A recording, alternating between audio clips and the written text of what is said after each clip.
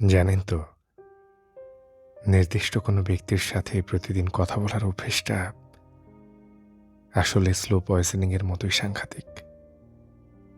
এতে করে নিজেদের অজান্তেই আমরা অযাচিত দুঃখ সরণিতে তলিয়ে যাওয়া রাস্তাটা প্রশস্ত করে ফেলি। রোজ কথা বলার নিয়মমাফিক রুটিনটা আস্তে আস্তে ছেড়ে দিন।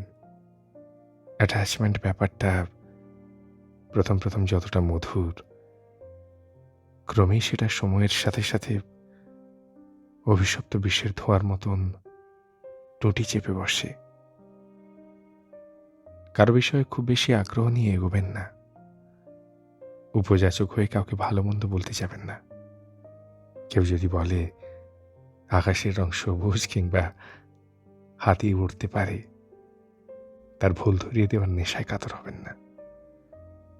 বরং তাকে এটাই বলুন, সবুজ আকাশটা কি সুন্দর, কিংবা একটু আগে হাতিটা আমার কার্নিশে এসে বসেছিল। কেউ যদি তার নিজের ভুল সংশোধন করতে উদাসীন হয়, তবে আপনার কোনো দায় নেই তাকে সঠিক পথ দেখানোর।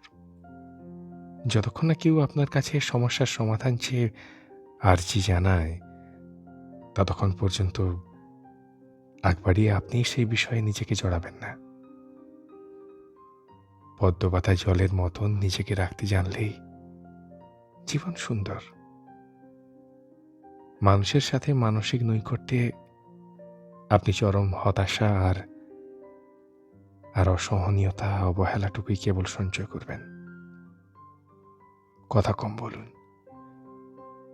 অন্যের ব্যক্তিগত জীবনযাপনে আগ্রহ কম দেখান।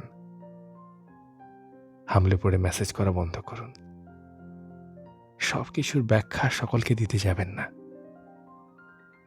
ভুল করেছেন উপলব্ধি করলে মন থেকে ক্ষমা চেয়ে বিতর্ক থেকে সরে আসুন। দেখবেন জীবন ততটাও জটিল নয় যতটা মিছিমিছি প্রত্যাশার পারদ জড়িয়ে আমরা তাকে গড়ে তুলি, তাই না?